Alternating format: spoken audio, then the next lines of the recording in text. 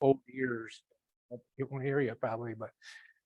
And I apologize, I'm gonna have to do this old school. I didn't bring my wireless mouse and we don't have a clicker, so I'm gonna have to keep going back and forth to advance these slides, but.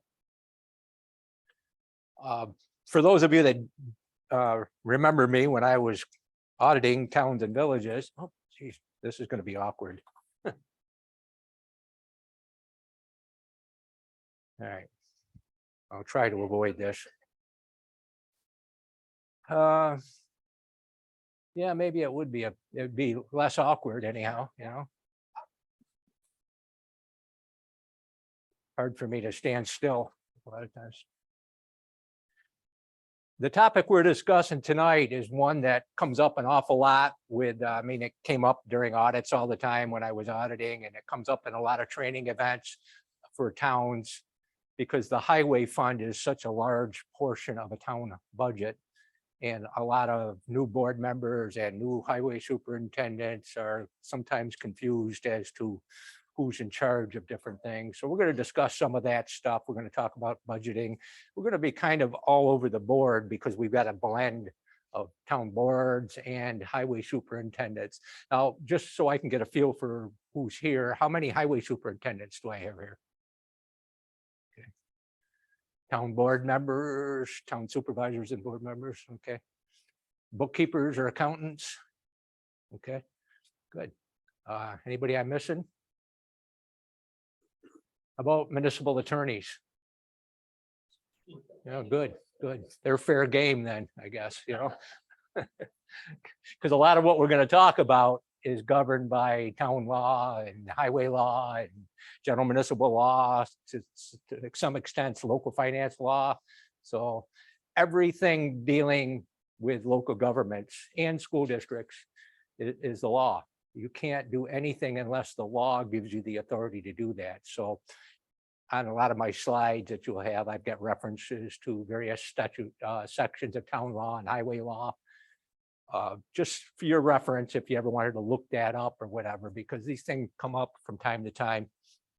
A lot of you have town attorneys. Some town attorneys are very well versed in town law and highway law. Others dabble in the municipal market. So I always recommend that you use available resources like the Association of Towns. They have an excellent staff of attorneys. The State Comptroller's office also has several municipal attorneys. Those are all free resources. You know, Association of Towns isn't free because you pay dues, but I'm assuming most everybody here belongs to the Association of Towns. So I always encourage you to use the free resources sometimes. Just be aware that when you do call either OSC or Association of Towns, sometimes depending on the question and how complex the answer might be, they may want to talk to your town attorney. But quite often I find that they'll talk to a town board member or a town supervisor or a highway superintendent. And then where's Joe? Joe, you guys have, your association has a. The State Association for Highway Superintendents. So if you're highway superintendent, have issues or questions, you can reach out to the State Highway Association. Good. And they'll talk directly to the highway superintendents rather than have to go through the town attorney.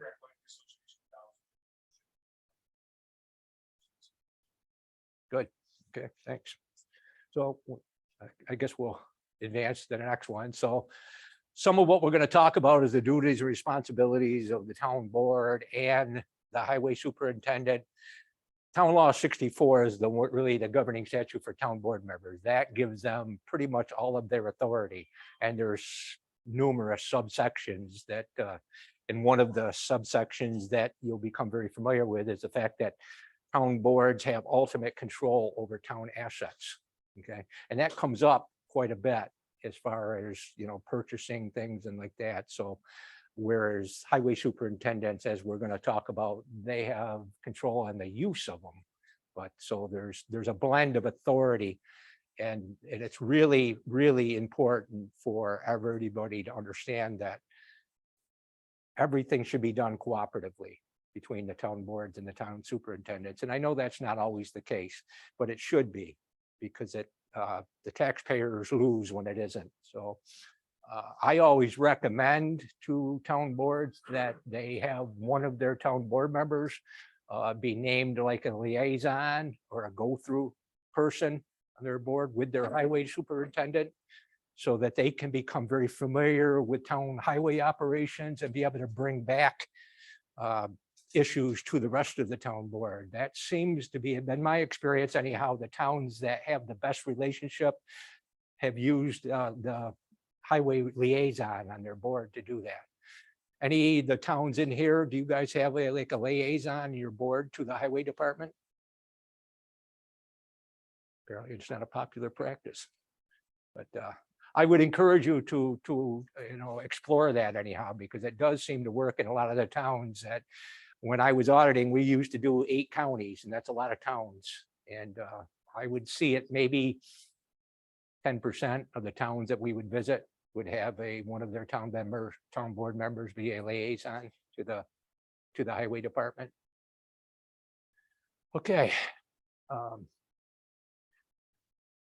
As you'll see here, that there's a lot of things that happen within the highway department during the year. They really have a shared responsibility between the town board and the town highway superintendent. There's very few things that just one of them do by themselves. So, budget development, that should be a joint effort. And sadly, I find in a lot of towns that I've gone to, it's not a joint effort. A lot of times highway superintendents are just handed a highway budget. The tentative budget has just been kind of handed to them by somebody, the budget officer or whatever. And it's kind of like, this is what you got to live with, and the board will tweak it a little bit, but there's not an awful lot of input from the highway superintendents in that. And that should never be the case. The highway superintendent should be very, very involved in developing the highway budget. And they should be provided estimate forms. And I've got examples on here of what an estimate form should look like. And that should be submitted to the budget officer early September. And then the board, that's the board's starting place. That's maybe plan A that the highway superintendent has. And then he should have a plan B and a plan C in the background in case they can't fund plan A. But that's the way it should work. In reality, sometimes it doesn't like that. It doesn't work like that, but okay. So everybody should be involved in annual budget development. The adoption of the budget, that's solely the town board. The highway superintendent doesn't get an opportunity to vote, but should be very involved in it before the budget gets adopted. Okay. The 284 agreement's probably one of the most important documents that they deal with during the year. We're going to talk more about that, but that's obviously got to be a shared thing. It's got to be signed by both the town board and the highway superintendent. Okay. Now, hiring and firing employees, that's under the control of the highway superintendent, but that's why I have an asterisk down here. It's got to be within the available appropriations that the town board has provided through the budget process. But hopefully the highway superintendent's been very involved in setting what those appropriations are going to be. Okay. As far as supervising the repair and maintenance of town road, that's strictly on the highway superintendent side. But the 284 agreement dictates so much of this that kind of the board has a little bit of a say in some of that. So, and we'll talk more about the 284 agreement. And then the purchasing of highway equipment and materials, that's usually a joint effort. Highway law 142 basically says that town boards have to approve the purchase of highway equipment. Usually boards will set a dollar limit that a highway superintendent can go up to without having to get town board approval. Is that common in this area? Yeah. What's the limit, Joe, typically around here? Are you talking procurement or for equipment? For equipment. It's a lot of times.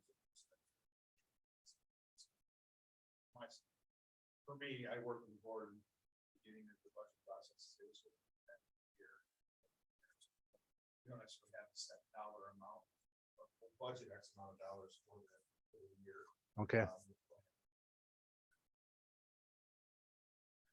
when we were doing audits of towns all the time, that we would always see in the organization minutes of a town, we would see that the town board would pass a resolution providing a set dollar amount for the highway superintendent to be able to spend without having to go back to the board for approval on equipment. Yeah, not materials and supplies, because that's covered by the 284 agreement, and we'll talk about that more.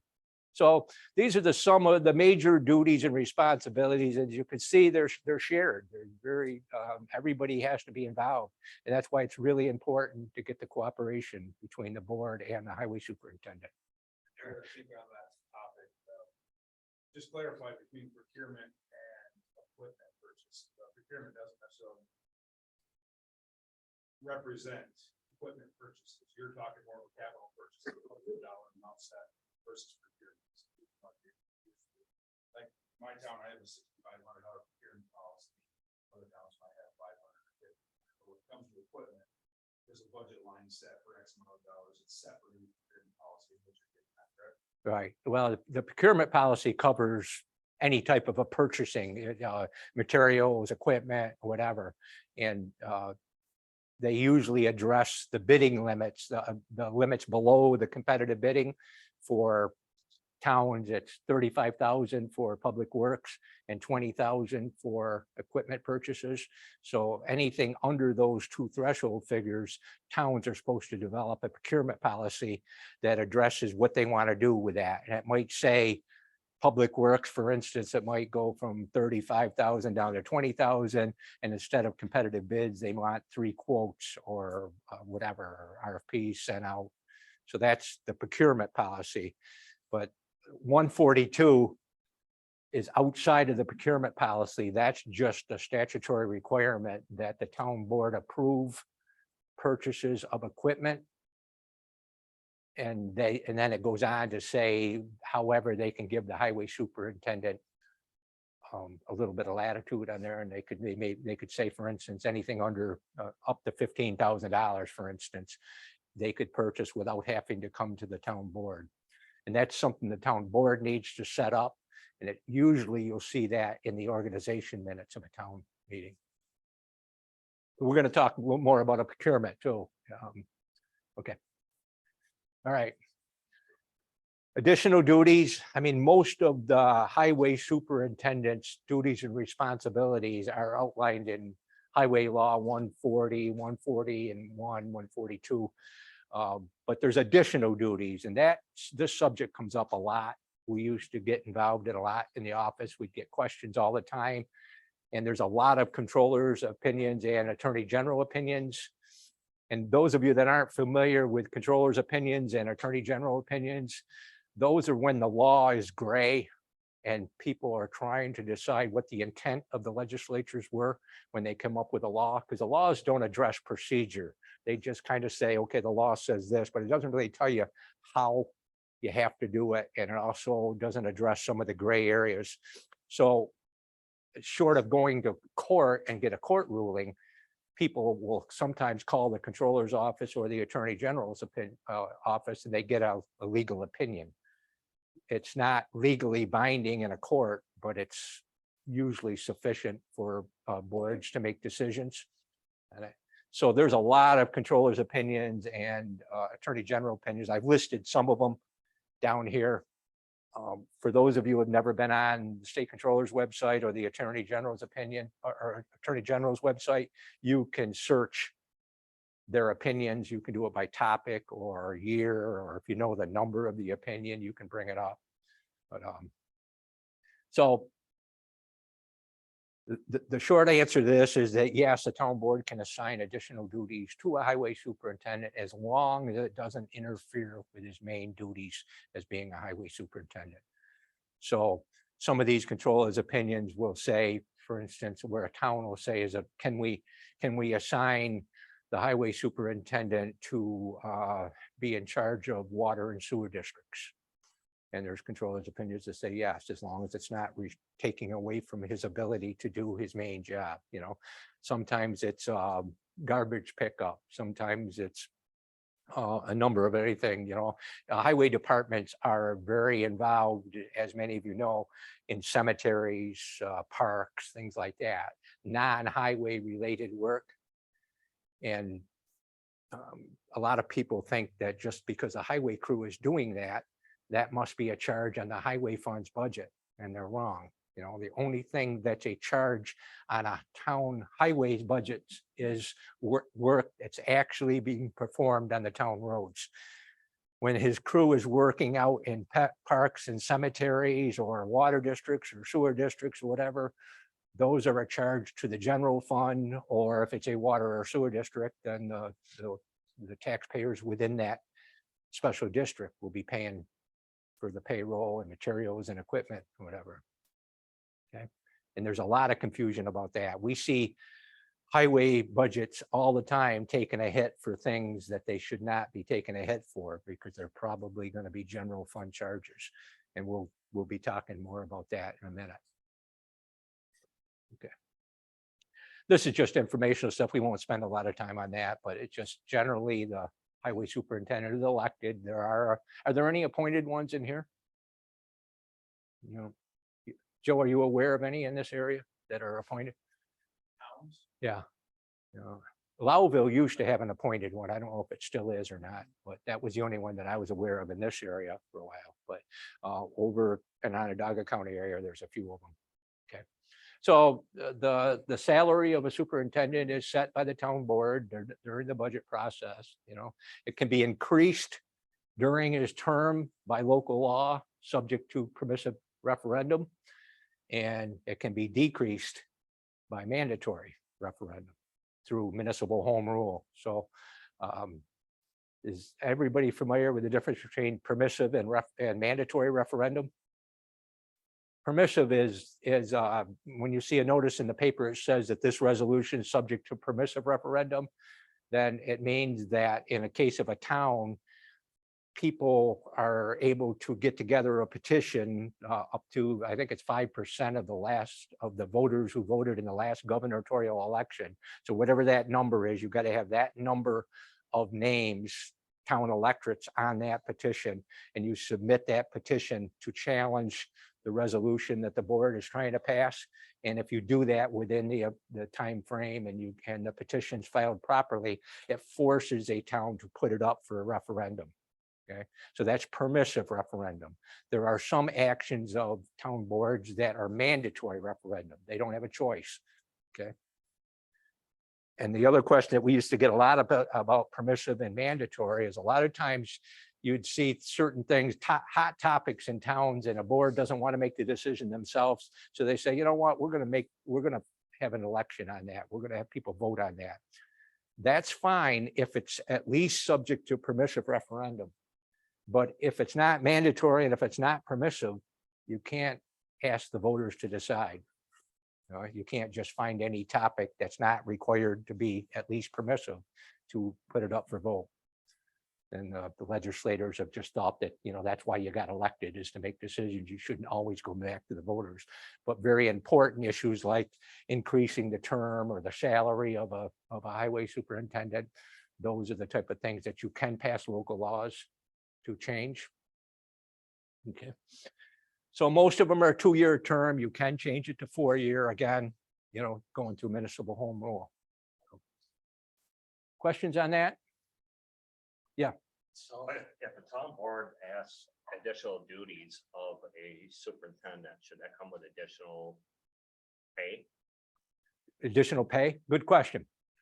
So let's say you got a highway superintendent and he comes into office and his understanding is that he's also going to be in charge of water and sewer districts or whatever, any elected official, the advertised salary in the paper during budget time that's all that person can make. Okay. There's only one exception that I'm aware of, and like with a town supervisor who sometimes is the budget officer and it can get an extra compensation for that. That does not get included with the town supervisor's advertised salary in the paper.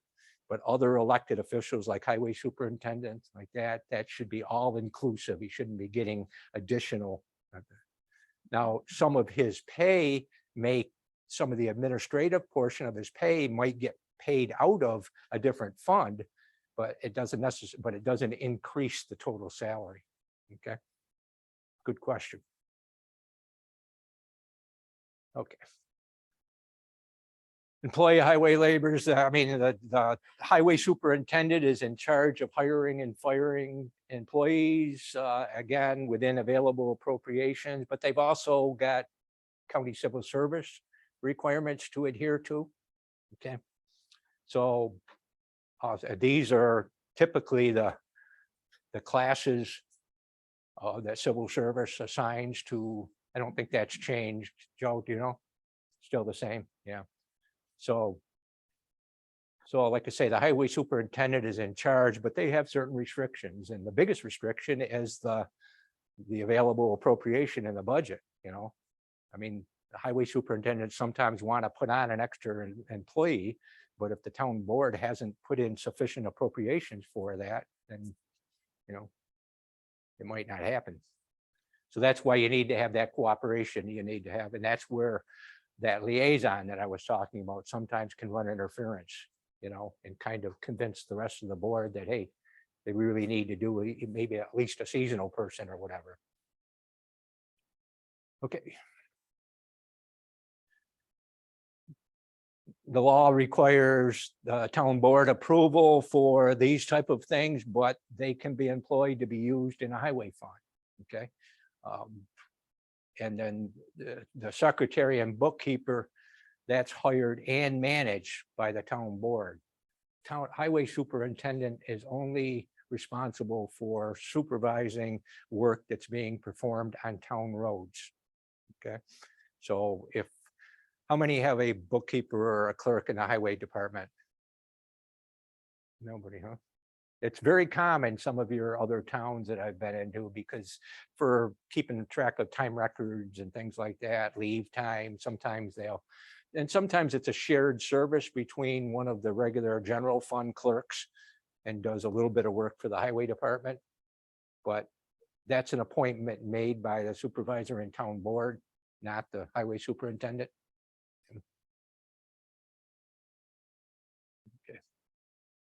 Deputy, everybody here have a deputy highway superintendent? Okay.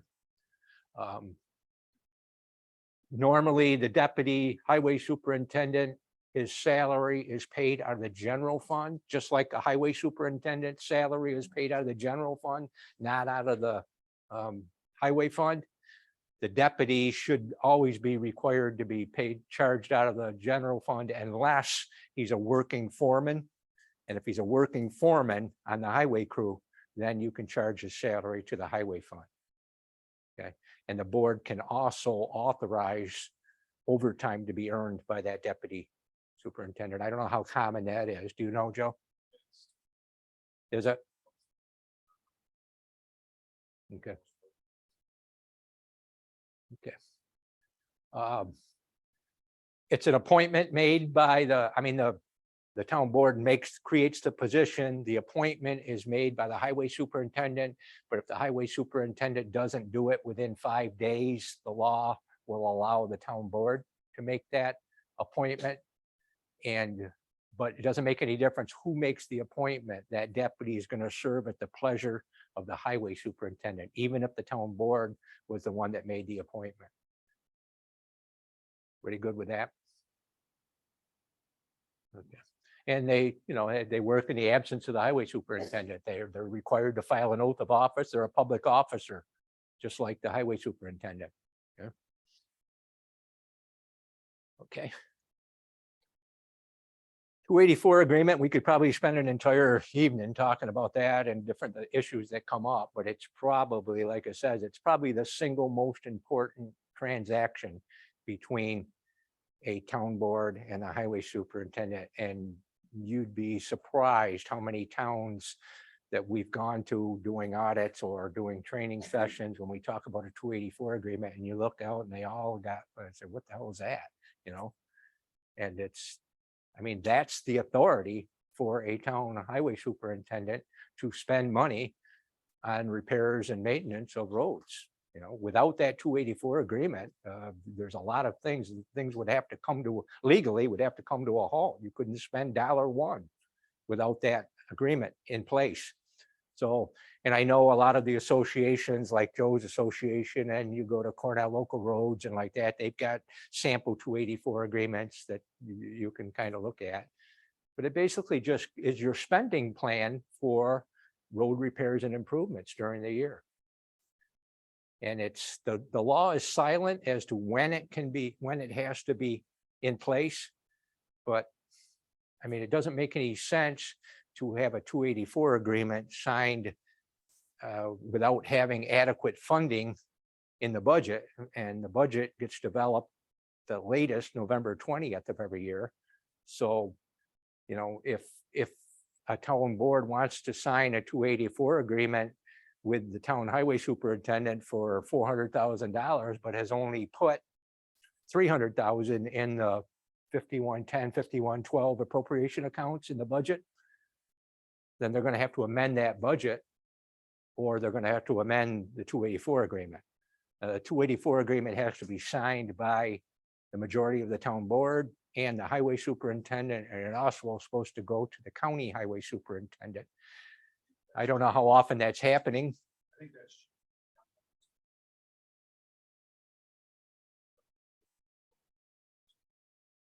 I don't think they ever struck that from, when we talk about 284, that's section 284 of the highway law. That's why they call it that.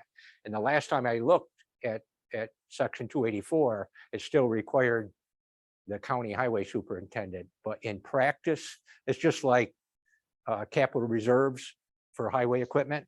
If you look at, and we're going to talk about that in a minute, but if you look at general municipal law that covers capital reserve for highway funds, it still requires that to be sent to county highway superintendents.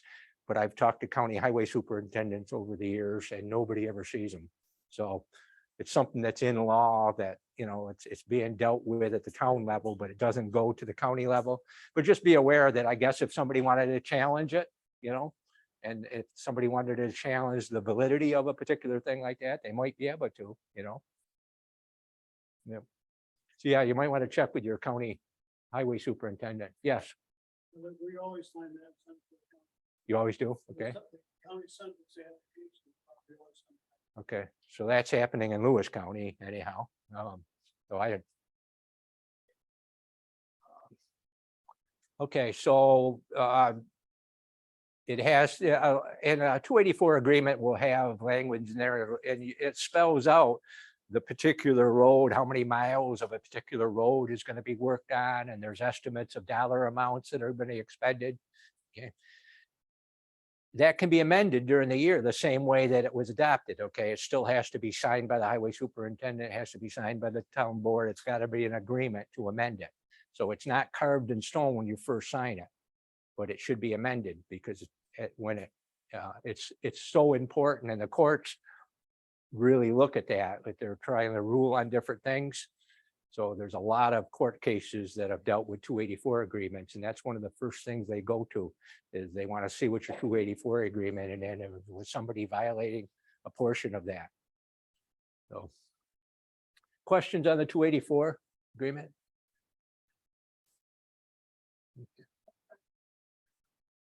Every year. Yeah, it's an annual thing. And like I said, the law is silent. I don't know why the law didn't put some type of a deadline so that way towns could make sure that their budget is going to fund what they think the highway superintendent wants the next year. But the law is one of those things that's silent on it, and it's just people, I don't know. When do you guys sign yours, Joe? When? Yeah. Okay, so your town budget is passed at that point, right? So if you're signing that agreement in January, you probably have some idea as to whether your budget is sufficient for what your 284 agreement. But if it's not, then it's going to make it necessary to amend the budget or amend the 284 agreement. Okay. And like the last bullet said, no, that's okay. There is no authority in the law for you to expend $1 for road repairs and improvements without having a 284 agreement in place. And there's courts have challenged it. There's been highway superintendents that have been held personally responsible for deviating from a 284 agreement or not having one in place. So, you know, it's a pretty important document. Okay. So one of the shared responsibilities we talked about between highway superintendents and the town board is one of the major responsibilities is the annual budget, you know. And as I mentioned before, that should not be something that the town board does without any input from the highway superintendent. And I've talked to towns over the years that the highway superintendent say, I don't know, you know, they just give me something at budget time. I show up and this is what they tell me I've got to work with, you know. It's not how it should be. I mean, towns should start working on their budgets. You know, a lot of people start in August and early in the town law requires estimates to come in by September 20th every year to the budget officer.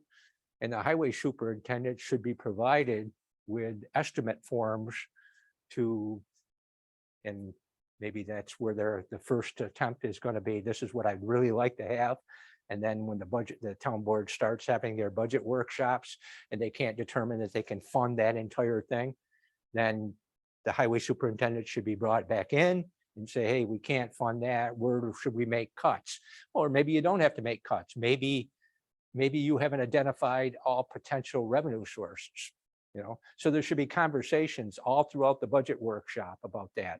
Maybe the highway superintendent knows about some grant opportunities to where you can increase the revenues and support some of the expenditures that are on his plan A, you know. If not, maybe you do gonna have to do some cuts, but those cuts should come from a recommendation from the highway superintendent, not just one of these deals where a town board says, well, we're gonna cut everybody's department 10%. You see that happen all the time, and it makes absolutely no sense, not just for highway funds, but for any town function. You should never take that meat axe approach to cutting budgets, because a lot of revenues at the town level are expenditure driven. You got to spend it in order to get it. So if your goal was to cut 10% in cost, you might only achieve maybe a 6 or 7% because you're cutting revenues at the same time. So you should never take that meat axe approach. You should always go to the department heads, have those conversations. So hopefully the highway superintendents in this room are very involved in their budget process. And that's where the liaison comes in handy sometimes, you know. So we talked about additional duties. If that highway superintendent has additional duties that are maybe charges to the general fund or to a water district or a sewer district or whatever, then he may be asked to provide the estimates for that along with the work for the highway fund. But one would affect the general fund and one would affect the highway fund. Okay. There's always like with reserve funds, and we're going to talk a little about reserve funds in a minute, but any recommendations at budget time about the use of reserve funds in the highway fund, they should come from the highway superintendent first and should be taken into consideration by the town board when they're adopting the budgets. Okay. So especially like a capital reserve, which is probably the most common reserve for towns for purchasing equipment, whatever. General municipal law is very clear on that. It says it's got upon the recommendation, both the establishment and the expenditure out of a highway equipment reserve is upon the recommendation of the highway superintendent. Okay. And the last bullet, you should also, you know, have to estimate your employee benefits, and any debt service. You should be very aware, highway superintendents should be very aware of what their debt schedules are, principal and interest payments. The town budget officer should be very aware of it too, but they should be sharing that. You know, when you get your estimate forms from the budget officer in September, hopefully a highway superintendent's going to be given enough information to show what was spent in previous years and what was budgeted in the last budget year, so that they have a something, a guide going forward. But certainly they should be very aware of any amortization schedules for highway equipment. A lot of you guys have installment purchase contracts that require an annual debt payment of principal and interest. And those are all legally binding things. A town board has no choice. They can't just say, well, we forgot to put in principal and interest payments on debt. Banks can force you to do that, that they're gonna take away from your fund balance if you haven't done that, if you haven't provided for it in the budget. So you want to make sure that everybody's aware of all your debt payments. Okay. Okay. I don't know how many are familiar with the accounting and reporting manual that's put out by the State Comptroller's office. That's the Bible for towns, villages, counties, cities, everybody. This is where all of your funds and all of your account codes are listed in. And if you don't have a copy in your town office, you should have it, because that's a lot of this is online too, on the State Comptroller's website. You can pull it up electronically and save it and pull it up that way. But a lot of people still like to have the manual with it. So this is where you're going to talk about the different funds and the different highways. And with anything with local governments and school districts, it's what they call fund accounting. Everybody, and that's not fund F-U-N, it's F-U-N-D. And it's with highway funds, they're what they call a special revenue fund. A general fund is just that. It's just everything. Everything that's not in a special revenue fund goes in the general fund. But there's a lot of things at the town level that are what they call special revenue funds. And you have to keep revenues and expenditures related to these functions separate in a different fund. It has its own balance sheet, it has its own income statements and like that.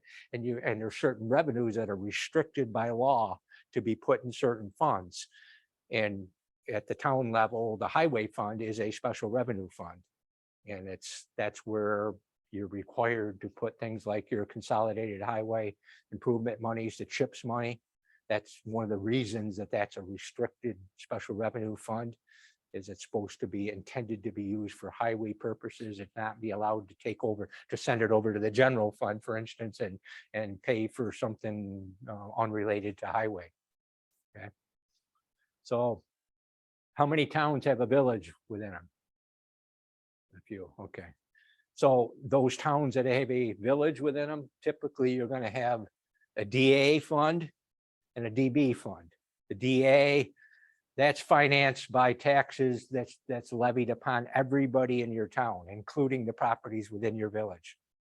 Your DB fund, that's funds finance, the taxes that are levied there is to finance all the appropriations, typically required by law to be paid by just the people that live outside of your village. Sometimes they refer to it as part town activity. Sometimes they refer to it as a town outside village, but they're all referring to the DB fund. Okay. And we're going to talk a little bit about the ones that have to go in DB versus DA. Okay. And then revenue and expenditure accounts, again, the funds are listed, but so are all the accounts. And the accounts, there's hundreds and hundreds of them. Some of them you're going to use the same ones probably pretty much year after year, but there's a ton of other ones in there that every once in a while an expenditure comes up and it's something that you haven't had in past years. So sometimes you have to go to the accounting manual and try to find an expenditure code that seems to meet your needs. And the same thing for revenues.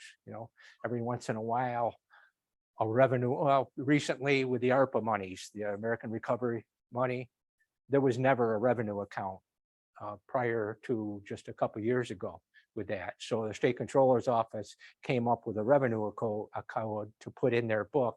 And they also came up with an accounting bulletin talking about how it should be applied and how you make the entries. So all of those accounting update documents are available on the State Comptroller's website. Whenever anything new like that comes up, usually they'll put out an accounting bulletin, because they don't publish this only every few years. They try to update this, but so the last time this was printed, probably there, I'm sure there's no ARPA revenue funds in here. But if you go online and the state controllers and you pull up the electronic version, they update that on a regular basis. Okay. So, okay, so that's accounts. And just so some of you that might not be familiar with how the uniform system of accounts is set up, it's what they call an alphanumeric code system. And so the A, you can click that once, I guess. Yeah, the A identifies the fund. Okay, so in this case, it's a general fund, which is the catch-all fund. If it's not highway related or water or sewer district related or whatever, it's probably going to be a general fund. And this is what they call the function area. There's a lot of different function areas of government, and this particular one is street administration. This is where the highway superintendent is charged to. And a lot of people think that a highway superintendent should be paid out of a highway fund. Well, that's not the case. It's a general fund expenditure in towns, just like the deputy that we just talked about. I saw a question, Becky. I'm used to county, so I understand the general fund versus county road fund. And the county, it was, everything went under county road fund. Right. I understand that in the town, the general fund pays the highway superintendent and the deputy if he is a foreman. Mhm. Working foreman. But in our town, they charge all kinds of things in the general fund. Any kind of maintenance to the building. Yeah, well, the highway, that's a good point. I mean, the highway barn itself, any work that's done on the highway barn, those are general fund expenditures. They're the only thing that gets charged to a highway budget is actual work being performed on town roads. Anything else, work at the highway barn, the utilities at a highway barn, those are all general fund. Okay. So there's only Highway Law 141, and we're going to talk about that in a minute. It lists 4 particular types of things that are done on town roads. And that's the only things that should be charged to a highway fund, other than employee benefits and debt service or whatever. But, you know, it's what they call items 1 through 4 in highway law. Years ago, highway funds used to be developed. There were 4 highway funds, one for item 1, one for item 2. That went away in the 60s. But right now, you've still got those 4 items that we're going to talk about here. But and we're going to get right to that too. But this is now the point 4 is what they call the object of expenditure. So that's, in this particular case, that's contractual expenditures. That's everything that's not pretty much salaries or the purchase of equipment. The point 4 contractual is everything. That could be travel, it could be fuel, it could be training, it could be any number, office supplies or whatever. So these are the other objects of expenditure. So like a highway superintendent salary, for instance, this would be a 5010.1. Okay. And if you were purchasing like a computer for the highway superintendent or something, that would be a 0.2.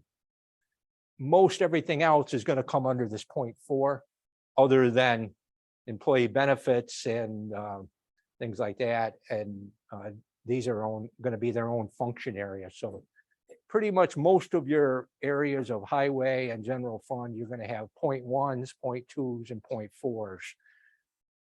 You could subdivide your employee benefits into each function area if you wanted to. Very rarely do you see it, most because you're allowed to do what they call the unallocated method. So you put all of your employee benefits at the bottom of your appropriations for a particular fund. So all of your employee benefits for the general fund for all of your employees would be down at the bottom of your appropriations. It wouldn't be subdivided by each function area, but you're allowed to do it if you wanted to. Yes, Brent. Yeah, we're on our central garage, the general fund. We got 4 different buildings, so we broke that down to 4.1, 4.2. Yep. We can tell what each building is costing us. Right. And that's what this allows you to do. Legally, you only have to go to that point to the first object code. That's what they call the legal level of control. That's the minimum level of control that your budgets have to be developed in. And when I do budget workshops for not just for towns and villages, but for schools or whatever, we always tell them that you still got to stay to that late. But if you want to subdivide this even further in your accounting records, that's fine for management purposes in your accounting records. I would always encourage you to maybe not budget at that level at your public hearings, because if you budget at this level, you're required to monitor and amend your budget at that level. So, you know, in this case, you might have your total of 0.4s might be $30,000, and it might be made up of 10 different points here. As long as you don't exceed the $10,000 in total, you don't have to amend that budget. But if you held it out at the public at that level, then your requirement is to monitor it at that level. So if one of those was $1,000, and even though in total you were only at 5,000, you'd have to amend that budget. So I encourage towns, villages, schools, everybody to account at a higher level if you want to, for management, for making decisions, because sometimes towns want to know, they want to know how much of our 0.4 was for fuel oil or electric or whatever.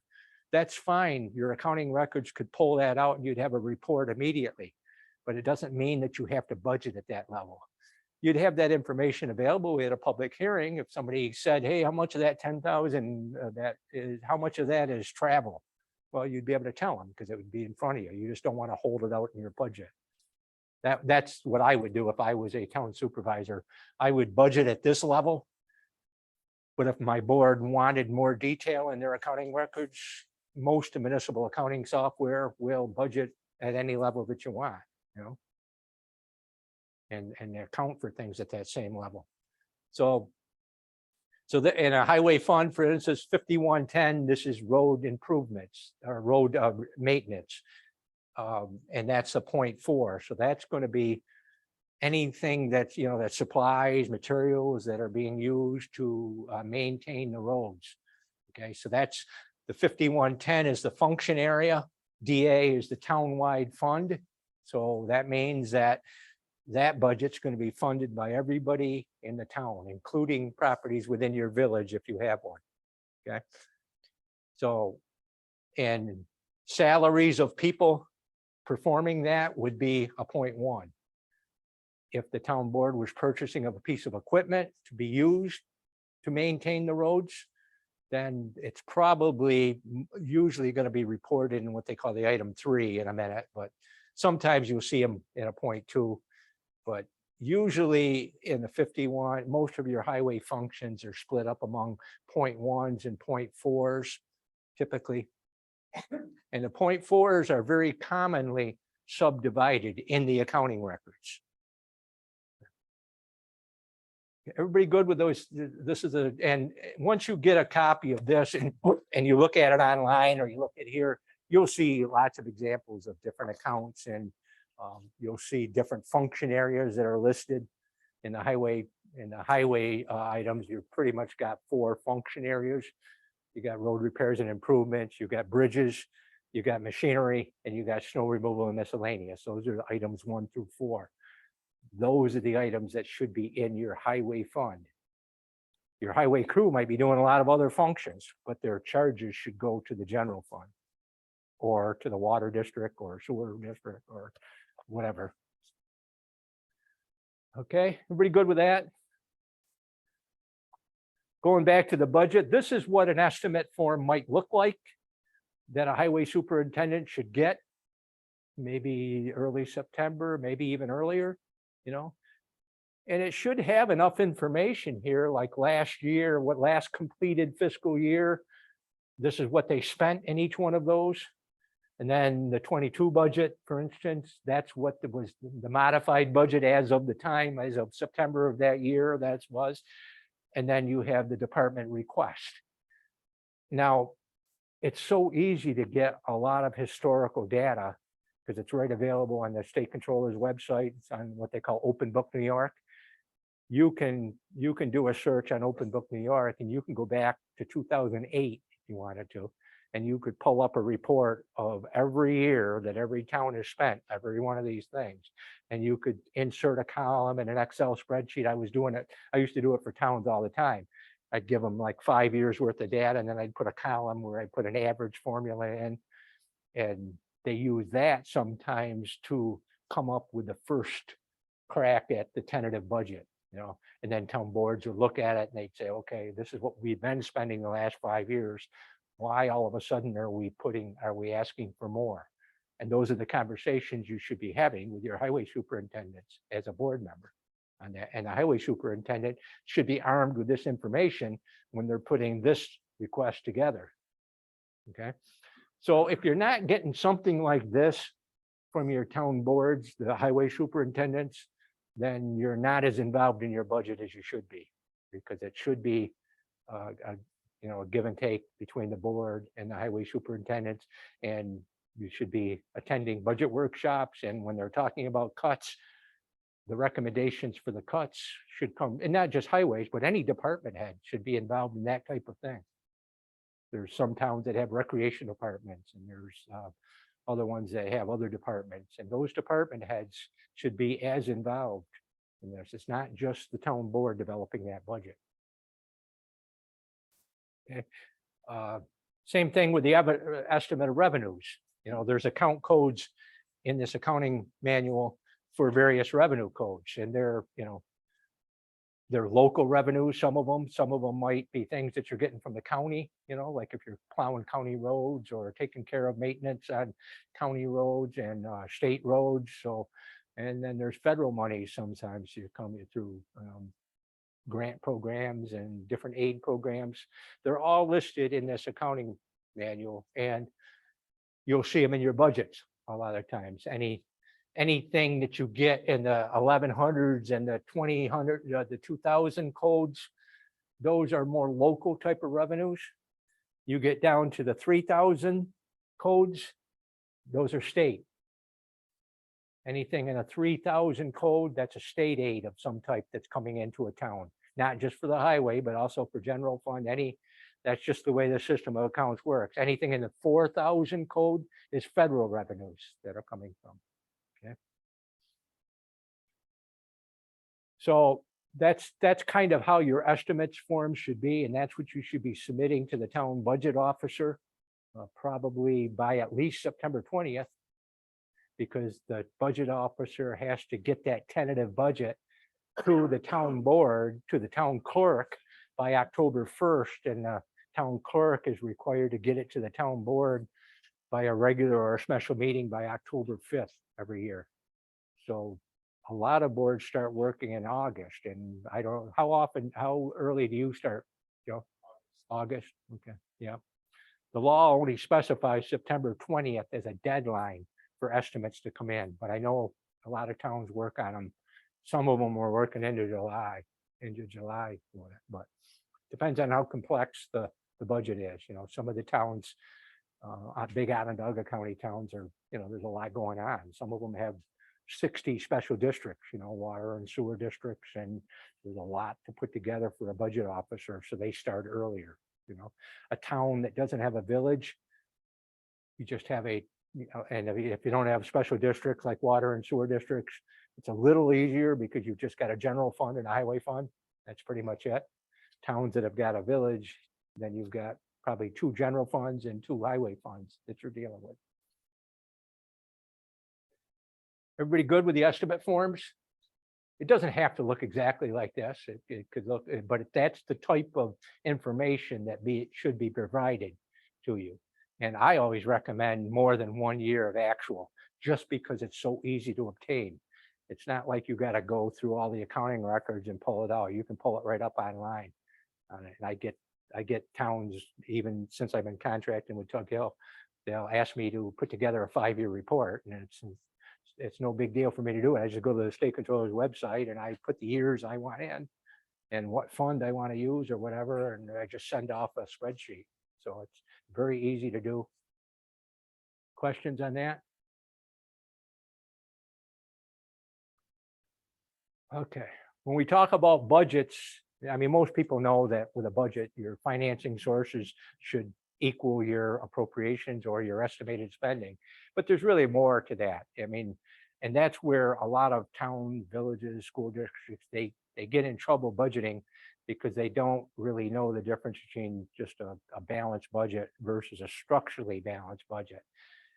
And when we say structurally balanced, that's where you really need to finance reoccurring expenditures with reoccurring revenues. And that's where a lot of towns get in trouble because sometimes they'll have one major one-shot revenue that comes in, the sale of a building or the sale of a piece of land or ARPA monies that came in recently. It's not a reoccurring revenue. You know, you should not be funding reoccurring expenditures with one-shot revenues because the first year that one-shot revenue isn't there and you've already maybe started another service that relies upon that, then the balancing revenue is always going to be property taxes. So you want to get away from it. You know, when you get one-shot revenues and you want to make sure you're using it for one-shot expenditures. So what's a one-shot expenditure? You could pay extra principal on debt, for instance, because you don't have to do that every year, right? So that's a good application for a one-shot revenue. Putting money into a reserve for the future so that you're not paying interest on debt. You don't have to do that every year. So that's a good application for one-shot revenues. But you should never take one-shot revenues and use it to lower taxes to finance reoccurring expenditures because you can't sustain it. And I've seen so many towns, villages, schools get in trouble because and probably the most classic example of a one-shot revenue is the appropriation of fund balance, surplus fund balance. You see towns and villages and schools up quite often, they want to use fund balance to balance a budget because they don't want to raise taxes to fund that everybody department's wish list, you know. I guess that's fine, but unless you can sustain that level of appropriation of fund balance every year, which I don't think there's anybody that can, then you should avoid balancing your budgets with fund balance because the first year that it's not there, if you want to keep spending at that level, the balancing revenue is always going to be property taxes. So yes. You would recommend they have $107,000 for the next budget, relying on that fund balance? Absolutely not. Not unless you know that you can do 107,000 every year. You know, because the first year that you can't, if let's say your budget is 500,000 every year and you've been applying maybe 2 years in a row, you applied 107,000 to balance that budget. And then the third year, now you still want to spend 500,000, fund balance is gone, you depleted it. Well, as long as everything is in my budget, I have every right to spend that, right? Are you a highway superintendent? Yeah. Yeah, well, the town board's going to decide how much of your fund balance they're going to apply. You can certainly make that recommendation in your estimate, but the town board ultimately has this. All of my accounts, my budget. And then it gets to the end of the year and there's only 50,000, not that 107. That's not on me, is it?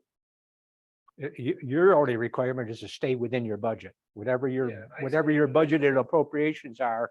It's up to the board to decide how much of your fund balance that's in your highway fund, how much do they want to apply to balance the budget. I would never recommend to a town board to take a big chunk of fund balance to balance a budget because it's a one-shot revenue, you know. You're going to be, and that happens. Unfortunately, we see it all the time because sometimes it happens right around election day.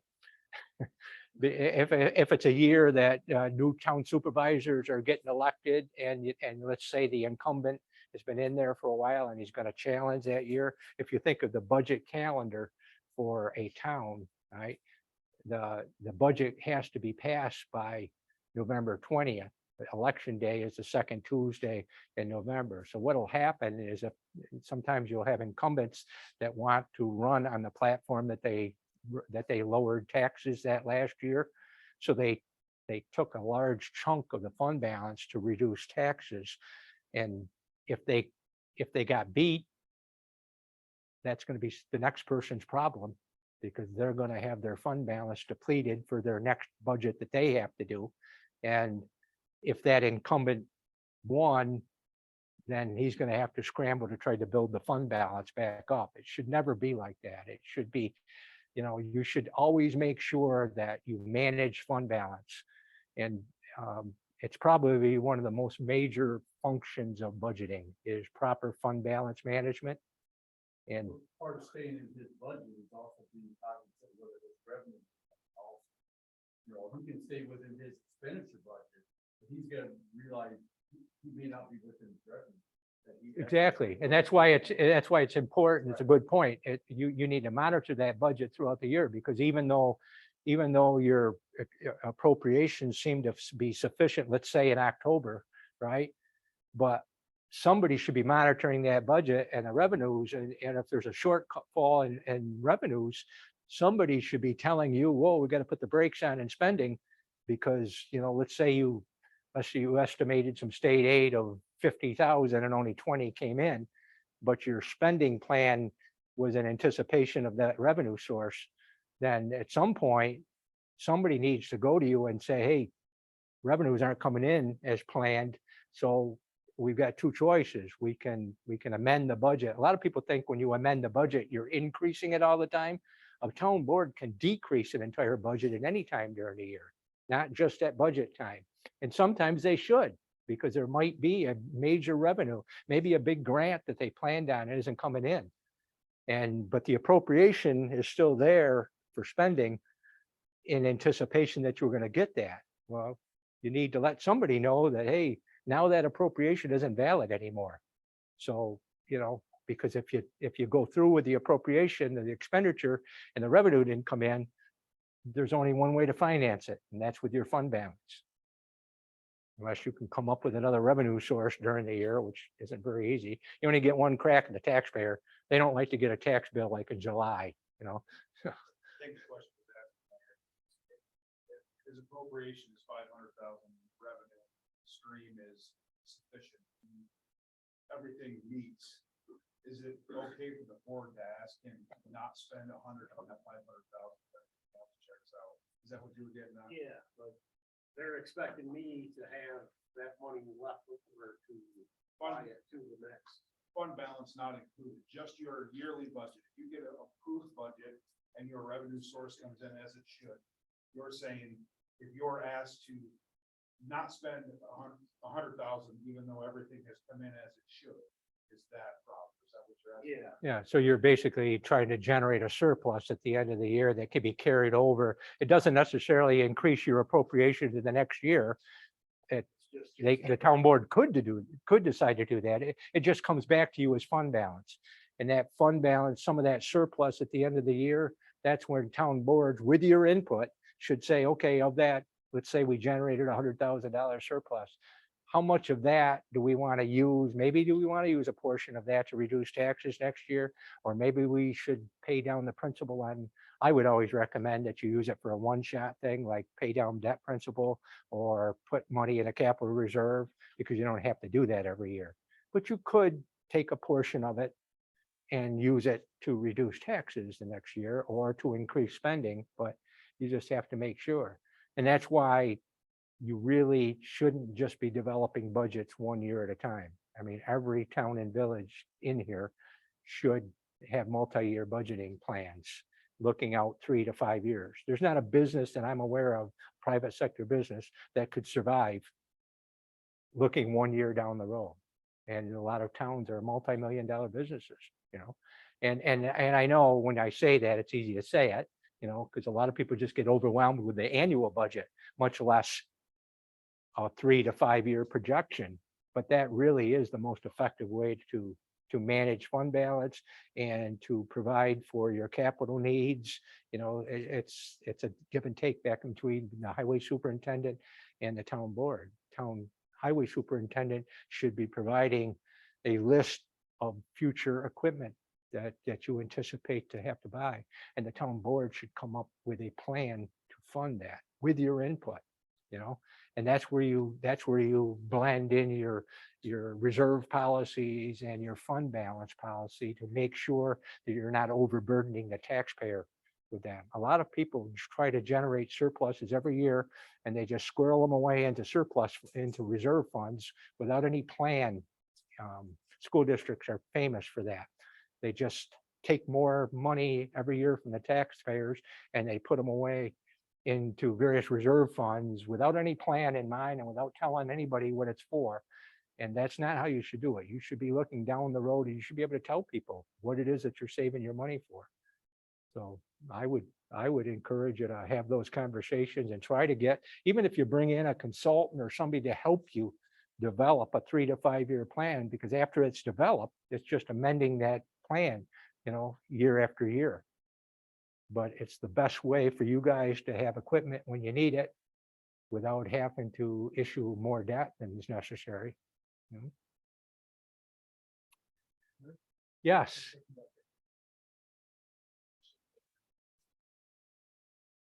I'm not gonna be able to hear. Paul, can you repeat the?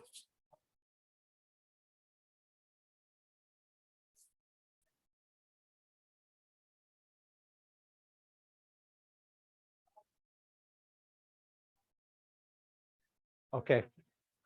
So, recommended levels of fund balance. You gotta differentiate between restricted and unrestricted fund balance. If you're talking about unrestricted, that's not sitting in reserves anyplace, then unrestricted is the one that you should have a fund balance policy that determines how much you want to retain every year.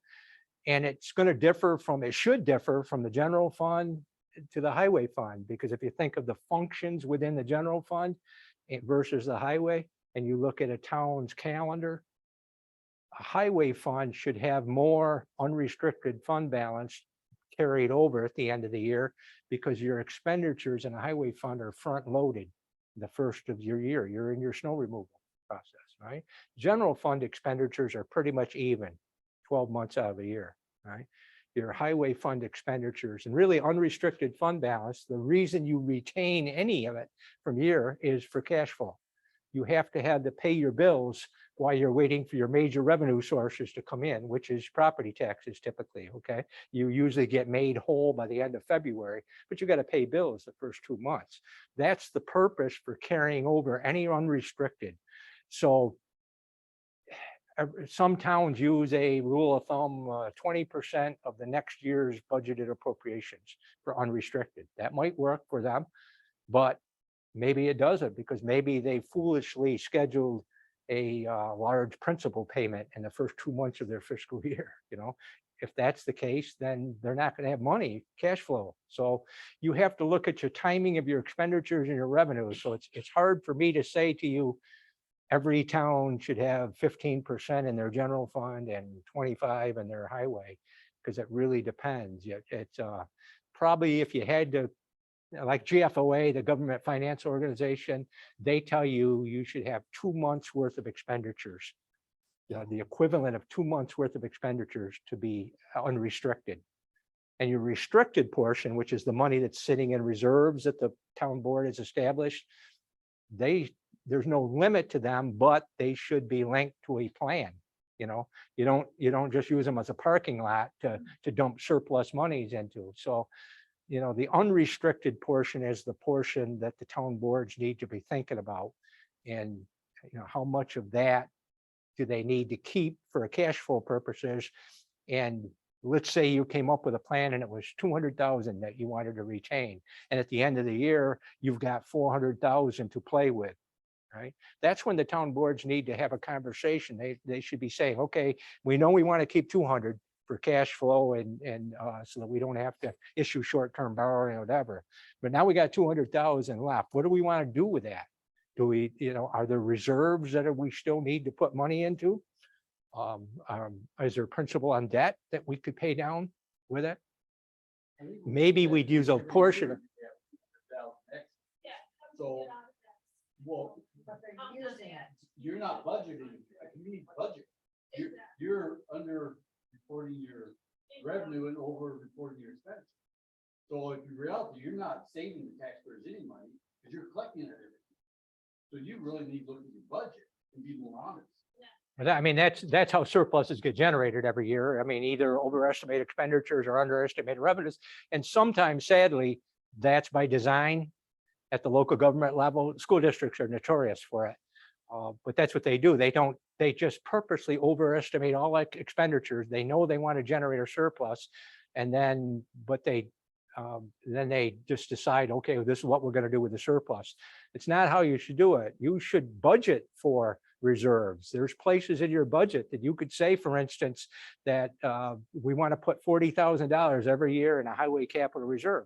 We'll make that an appropriation item in your highway budget so that the taxpayers see it, the board sees it, and you've raised those 40,000 already. If you put it in your budget, you're required by law to put it in that reserve. A lot of towns, villages, schools, they don't want to do that. They just say, no, we're just going to overestimate expenditures and underestimate revenues, and we're just going to generate a surplus, and then we're just going to do whatever. That's a knee-jerk reaction to surplus. It's also easier to manage. Capture. But reserves and surplus fund balances, they should be pursuant to a plan, because that's the law requires you to protect the taxpayers from being overburdened by too many taxes to be saved up for future generations. That's not how government's supposed to work. Government you should be paying for current operations with current taxes, with a little bit saved for replacing equipment and repairing buildings and like that, but let future generations take care of those expenditures. Yes. So Laird, situation, not all counties are the same as Jefferson County. We have highway departments in Jefferson County that all the work they do for the county, they get reimbursed. Snow and ice, summer work, the whole 9 yards. What is your recommendation for a town that they do a 5-year average, and this is what the average is for 5 years of summer revenue source? But 2-3 summers in a row, the county decides to come to that town and do extra work, and the revenue source goes up. The amount of revenue they earn goes up. They start budgeting that higher amount, and then that work goes away. Now there's going to be a shortfall. So what is your recommendation? I think that's what Sandy is getting at, is sometimes you have an absorbent amount of county work for us in that situation. Other times we don't.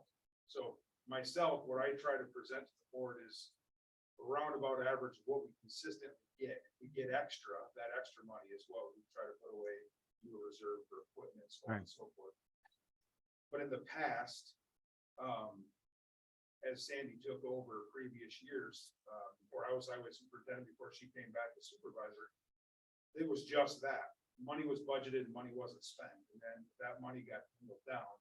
But it was always habitual to use those reserve funds to balance the budget and not increase taxes. Yeah. So with that revenue source, it's hard to say we consistently get 300,000, but for the past 2 years, we've got 350. Now you start budgeting 350 and that work goes away, you're back to 300. Now you have a shortfall. And you're right. I mean, but that's a good use for the reserve funds, because we see money go into reserves all the time. I mean, if I look back through years worth of financial reports for all kinds of towns, you see reserve funds build and build and build for years and years and years. They don't get used. You never see it as a financing source in the budget, and it should be. When you budget your estimated revenues, if you know you've got reserve funds, maybe it's a fat year for retirement system contributions, and you've got a retirement reserve. Rather than raise taxes that year to fund those extra retirement appropriations, if you've got reserve monies, that's a revenue source for you. You put it in your budget as appropriated reserves, and that offsets the need to raise taxes for that, because some of those county revenues that you're talking about, even though it's not a one shot, sometimes it's short-lived, sometimes it's only 4 or 5 years, and you can't rely upon them every year. So that's a good time to put them in reserves, whether it's retirement reserves or repair reserves or capital reserves or whatever. But then don't just leave them sit. Appropriate them during the budget process as a revenue source, because that's going to keep your taxes down, and it's in keeping with the pay-as-you-go system that you should be using. Pretty good with that? Yes. Say that again. Are there caps on the fund balance in terms of? from the No, the only one that the question was, is there a cap on the fund balance? And no, everybody in here has by law can be carry over what they call a reasonable amount. They didn't define that because, as I just mentioned, it's different for every type of local government. Depends upon your revenue streams and whatever. The only one that has a statutory cap on unrestricted is school districts. They're 4% of the next year's budget and they violate it all the time, you know? So, you know, but they're the only ones that have got a statutory requirement. And if you think about it, why do the school districts have it and you guys don't have it? Because you guys estimate your budgets in October, adopt them in November. You still got 2 months of your fiscal year before you close out your books, before you even, and you have to send your information to the county to levy property taxes in December, right? Your year isn't even finished. Your books aren't closed. You don't even know what your fund balance is. You know, you should be close. School districts, they have a July 1st to June 30th fiscal year. They don't have to send their tax warrant in until September 1st. Their books are closed. They know exactly what their fund balance, so they should know whether they're within compliance with the 4% at that point. It's not a guess for them. Plus, the other reason they have a statutory requirement, think about their fiscal year. The first 2 months where you normally would use unrestricted cash for unrestricted fund balance for cash flow, they're closed basically for the first 2 months. You know, their expenditures are not front loaded like a town's highway thing. So that's why the legislators said, you have a limit, 4%. And they cry and they about it every year and they want more. And we used to do studies and we used to look at their cash flows. We look at their expenditures for the first 2 months versus their revenues. Back when it was 2%, it was sufficient. I was shocked when they raised it to 4%. And that's not enough. They want 10, they want whatever, but it's another topic for another time. So anyhow, we could do an entire even on fund balance. It's probably the most, and we do in our budget workshops for overall town budgeting. I'll spend a lot of time just on fund balance and show you how it affects. I wish I had time to do that, but these are the type of things that you need to have in place in order to have structurally balanced budgets. So, and I would really strongly encourage you to look at developing 3 to 5 year operational and capital plans, because then you'll never have those large fluctuations in fund balance and property taxes if you stay to that. Okay. These are the 4 items that I was referring to. Highway Law 141, these are the 4, they used to call them items 1 through 4. They used to have 4 different funds for each of the function. Now they can all be in 1 or 2 funds, depending on whether you have a village or whatever, okay? So items 1 is repair and improvements. That's where most of your CHIPS money go to, okay? That's what we call 5110 and 5112 in your budget, okay? Bridges, 5120. Everything within your highway is those 4 items. They're going to start with a 51, and like 5110 and 5112 are item 1. 5120 is bridges. Machinery purchases is 5130, and then snow and miscellaneous like brush and weeds, that's item 4, 5140 through 5148, pretty much. Okay. And then you've got specified common revenue sources in your highway funds. These are your more common ones. It doesn't mean that you don't have other ones that might pop up from time to time. You might have some state aid and grants or something coming in from something, but these are the old standby revenue and expenditures. Your highway funds should not have things other than items 1 through 4, with the exception of employee benefits and debt service.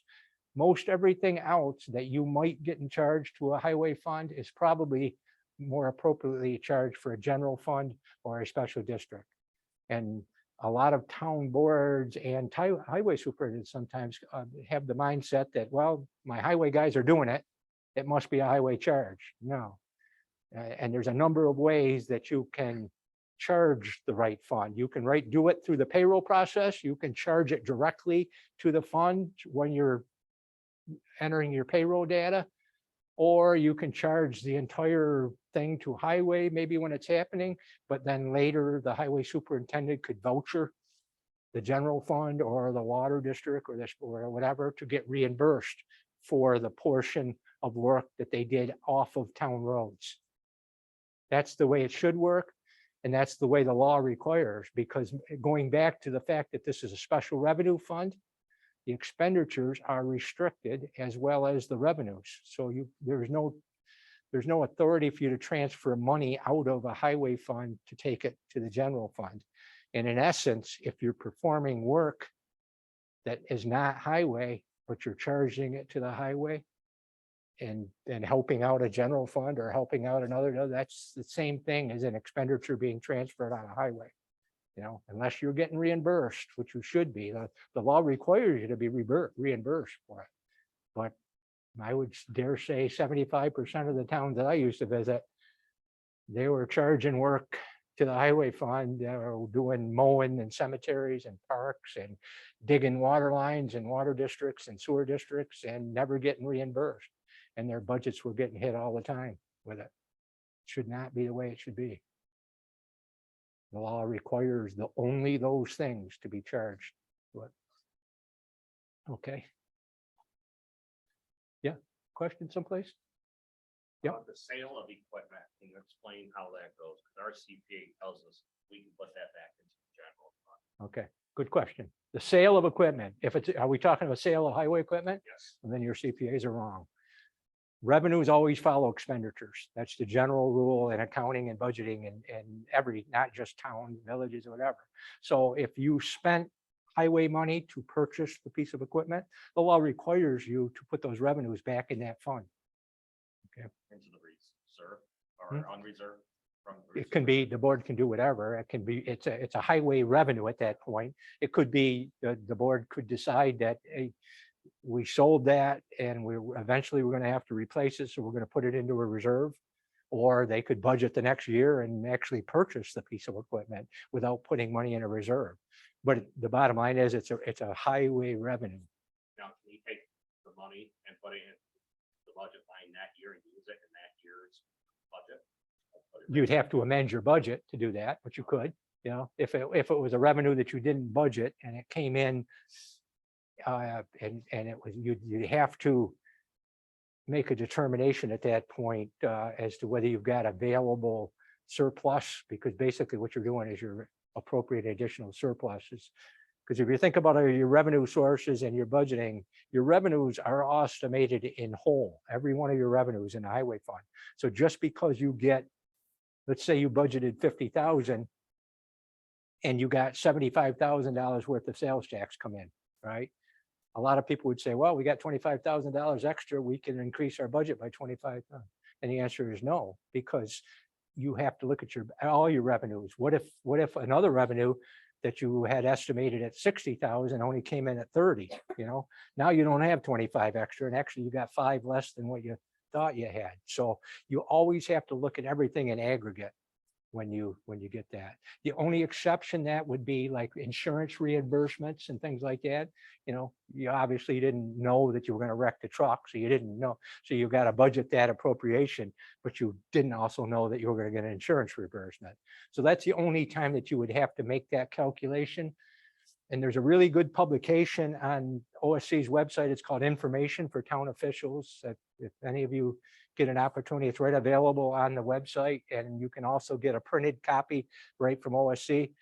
And in the budgeting section of that publication, it shows you the calculation that you need to do every time that you get a particular budgeted revenue that came in higher than you thought. It shows you what you have to do to determine how much was actually available for you. And if you don't do that calculation, that's how towns get in trouble a lot of times, is because they think they've got extra money to increase their budget, but they don't think about the fact that, hey, maybe another revenue came in under, you know. These are some of the general fund things that we see charged a lot of times to highway funds. I mean, those two are, most people know that it's going to be highway superintendent and deputy highway superintendent a lot of times, and the town barn. those are general fund expenditures, even though they're kind of highway related. But sidewalks, sewer work, signs, cemetery maintenance, all these types of things, normally general fund charges. Okay. Now, like signs, things like that, there's some things that you have to do, like along a road when you're working on a road or whatever, cones and different things like that. Those would be appropriately charged to a highway fund because they're involved with actual work being done on a town road. But as far as signs put up along the road, those are townwide functions and they're general fund expenditures, should not be a charge to the highway fund. Okay. And these other things are usually special district related. So if your highway crews are performing that type of work, you should be, if your payrolls aren't being charged appropriately and everything is getting charged to your highway crew, then you should be submitting a voucher to the town to get reimbursed from the general fund or a water district or a sewer district. Okay. How am I doing time wise here? 7:52. Okay. Okay. Towns with villages, we've got a few in here, right? You're going to have two funds, a DA, and then most of you are going to have a DA and a DB fund. Okay. Only properties outside the village fund DB operations. Okay. The law requires, Highway Law 141 requires road repairs and improvements. The item 1 that we just talked about, that's a mandatory DB charge. Okay.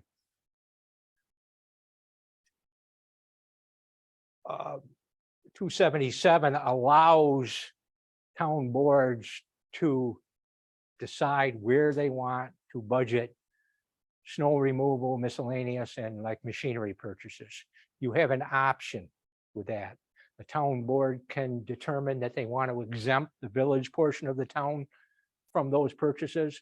And that happens quite often, especially in towns that have a village that have a full DPW department that are performing their own snow removal and they're buying their own machinery. If you're in a town that just does all of your work outside of the village and you're using your machinery out there, then you would probably want to consider exempting from the village portion of your budget for those and maybe budgeting those in your DB fund as opposed to your DA. Those are your options. Town board has to pass a resolution to do that. It's all or nothing. You can exempt the village from snow removal and miscellaneous or machinery or both. But if you do either of them, it's got to be in total. In other words, you can't budget machinery in both DA and DB. Once you make that election to exempt the village portion, then you have to do that in all or nothing. And that gets confusing. There's more and more villages that are more aware of this authority in town law, and more villages are coming to towns and saying, hey, you know, we pay for our own snow removal on our village streets and we're buying our own machinery, but yeah, you guys are budgeting snow removal and machinery purchases in your townwide funds, which so people in village are paying twice. You know, they're paying through their village taxes for their own equipment, and then they're paying for machinery that's being used outside the village and snow removal outside the village through their town taxes. So a lot of villages are lobbying for the towns to consider this.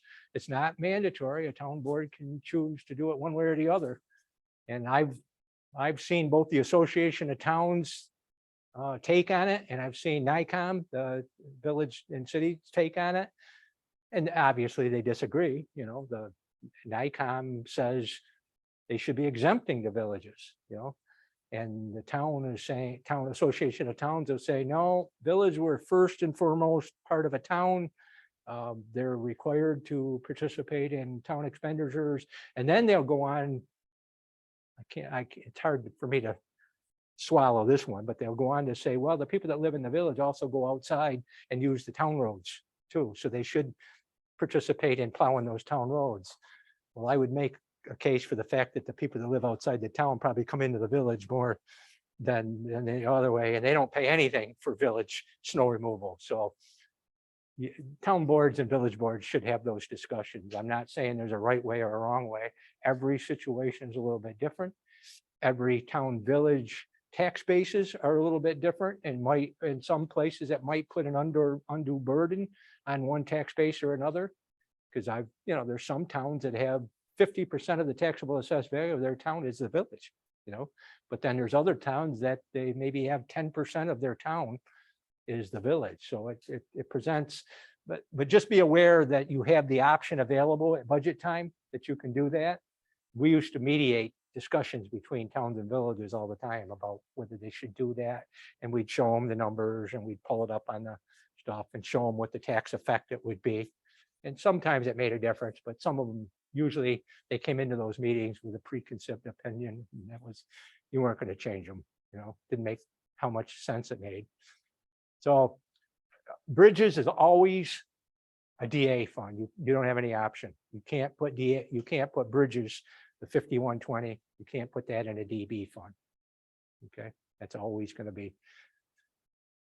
And a lot of towns don't have a bridge that they're responsible for, so they don't have any bridge expenses. So, so they could, in effect, if you had a town and you don't have a bridge and your town board decide to exempt the village from snow removal and machinery like that, you could have all of your functions in DB.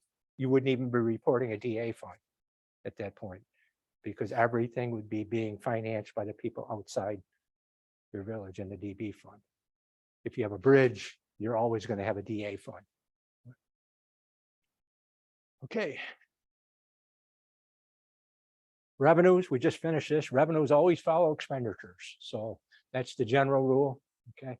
And the other general rule for expenditures for towns with villages, the real property tax is the general authority on that. And it basically says that every expense is to be budgeted and financed on a town-wide basis unless a law mandates or permits them to do it at a part-time. So when you're thinking about whether something should go in the B fund or the DBA, which were the part-town year funds, you have to find a law that says you have to do it or you can do it. If you can't find a law that says you can do it, then it's got to be a town-wide expenditure. Okay. And there's a lot of examples like your general fund, your part-time general. Those are usually planning, zoning, code enforcement, things like that. Those are the expenditures that the law requires or permits you to charge per town. And at the highway fund, it's road repairs and improvements at item 1. That's mandated to put in your part-town fund. And then those other 2 that we talked about, machinery and snow, they're permitted. So that's, if you can't point to a statute like that, then you shouldn't be put it in a part-town fund. Okay, sales tax, we get this question an awful lot. Is everybody in here other than Lewis County? They don't get sales tax distributions, but the rest of you probably get sales tax from the county. And if you have a village within your town, then you have, both a fund and a B fund and a DB and a DA fund. And the rule for sales tax is towns with a village that also get their sales tax in cash, you have to apply your sales tax revenues to your part-town funds, which is your B or your DB fund, until such time that you don't have any tax in either of those funds. And then you can put the balance in either of your townwide funds if you want to. So let's say you had $500,000 worth of sales tax and you applied 400 of it to reduce taxes to 0 in DB and B, and you had $100,000 left. The board could decide where they want to put that. They could put it. I always recommend that you would put most of it in general at that point, only because it goes back to the special revenue fund. You can't transfer out of highway. So you don't want to put too many revenues over in highway because they can get stranded, right? Because you can't, the highway can't help out the general, but the general can help out the highway anytime.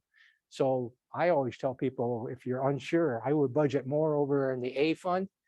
And that later in the year, if highway needs it, there's authority in the law for you to transfer it from general to highway, but there's not the reverse authority. So, and a lot of people you see put too much money in highway and they build these surpluses and they can't use of it legally to help out the general fund. So, but there's no mandate one way or the other than you got to reduce the taxes to zero before you can put it townwide. Everybody good with sales tax? Yes. Probably because they don't have a city. Most counties that don't have a city in them don't distribute sales tax, because cities have to be, Lewis County doesn't have a city. And if you look across the state, most of the counties that don't have a city don't distribute sales tax, because cities have to participate in agreements. And if the counties negotiate with a city for sales tax sharing, then they have to distribute to towns and villages. So that's why I would dare say, if you looked at every one of the counties in the state that doesn't have a city, they probably don't share sales tax.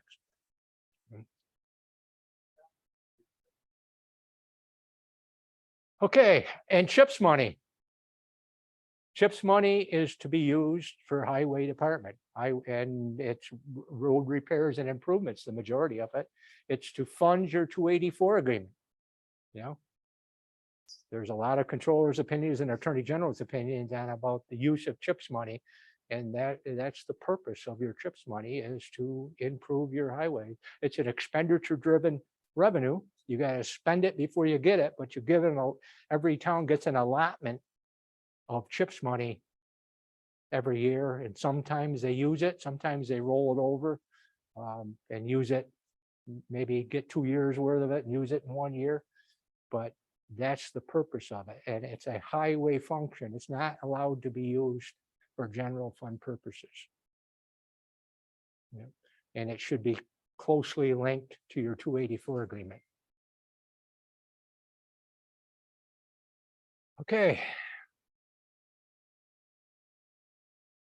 Capital fund reserve, capital reserves. This is we could, again, reserves are, they're a topic you could spend an entire evening. I'll just talk a little bit about the most common one, which is a capital reserve. That's what highway departments use primarily to save up money to purchase highway equipment. Okay, it's General Municipal Law 6C, and it's that's the one that also still requires the county highway superintendent to be involved in it, even though I don't think a county highway superintendents look at them, but it's still there in the law. And so basically it's there, it's a legal mechanism to save up money for the future acquisition of highway equipment. Okay. And they come in two different forms. One is called a specific and one's called a type. And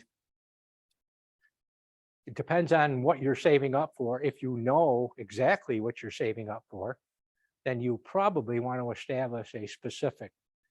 If you don't know yet what's going to break first and you don't know what you're going to spend, most places use what they call a type of a capital reserve.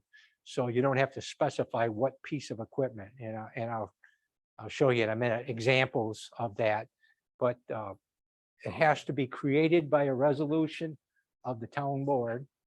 And depending on whether you're establishing it as a specific purpose or a type, depends on when the public notice goes in the paper, and that resolution will say that this resolution is subject to permissive referendum. And that's what I was talking about earlier. When something's subject to permissive referendum, the town clerk put the notice in the paper saying that the town board passed this resolution, and it's subject to permissive referendum. Then they have to wait for about 30 days to see if they get a challenge in the form of a petition with that 5% of the number of voters that, and if they get a legally filed petition within the 30-day period, then they have to put up for a vote. If they don't get a challenge, and you very rarely ever see, I've only ever seen one in my life, but if they don't get a challenge, because most voters don't even know what it means, and they see it in a legal notice, but if you don't get the challenge, then you can go ahead and start funding that reserve. So both a type and a specific are used to purchase highway equipment, but how you create them and when the public notice goes in depends on which type you use. So, and on the controller's website, we have a local management guide called reserve funds, and it talks about every type of reserve that you'd ever want to establish. But with capital reserves, there's boilerplated resolutions in the back in the appendix, fill in the blanks ones for if you're doing a type or a specific. So I would encourage you to use those rather than pay an attorney to draw it up, because you can just fill in the blanks with it. But so expenditures of reserve must be on the recommendations of the highway superintendent. So the town board just can't on their own say, you know, we're going to establish a capital reserve for highway equipment and we're going to expend from it anytime without going to the highway superintendent. Other reserve funds at the town level, things of, you know, that are not highway related, town highway superintendent isn't involved. But capital reserves at the town level, the highway superintendent is very involved in both the establishment and the expenditure from it. Okay. So I think we'll go to the next. Okay. Well, did I skip a slide or did we go too far? I should have had another one. Can we go back one more? There should be a slide that maybe I got hid or something. In your handout, you should have something that shows a example of a type and a specific. I don't know why it's not on the slide, on the there. But, well, I'll cover it anyhow. You should have it in your handout. It shows, I think I've got it like a little chart that shows, yeah. So a type of a capital reserve would be a resolution that the board has established to have a capital reserve for highway equipment. It's very general in nature. You don't know whether you're saving up for a plow truck or a roller or a grader or whatever, right? That's what we would call a type. And that resolution, you could establish that at tonight's board meeting and you could start funding that immediately. Okay. That resolution will not have a maximum dollar amount associated in it because you don't know what it is that you're saving up for. And you don't have enough information to present to the public at that point. All you know is that you need to save up money for replacing highway equipment. And that's why a lot of towns use a type, because they really don't know yet what it is they're going to save for. You know? So you could fund that immediately. You could establish it by a resolution of the board, and the next day you could start putting money in it if you wanted to, right? Okay, where it comes in, where the public notice comes in, let's say you've been doing that in 3 years, now you got 100,000 sitting in this type capital reserve, and the highway superintendent comes to you and says, hey, you need $75,000 to buy. I don't know what you could buy for 75,000 anymore, but probably not much, but we want to use 75,000 of our capital reserve for a particular purpose. That's when the board passes a resolution saying, upon the recommendation of the highway superintendent, we want to use $75,000 from the highway equipment reserve for the purpose of buying whatever it is, right?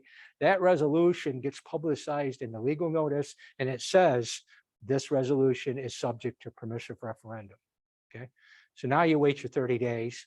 If you don't get a challenge, you can go ahead and expend out of that highway, out of that reserve, okay? In contrast, if you had set it up as a type, you could have just funded it right from the start, and then permissive referendum comes at expenditure time. The beauty of the specific one is having to have the resolution be subject to permissive referendum before you can even put money into it. The good thing is 3 years later, you've got 100,000 sitting there to fund that piece of equipment that you said that you were saving up for. Now you don't have to go back to the voters because you took care of it up front. So that's the difference between a specific and a type. It's just when the public notice comes into play.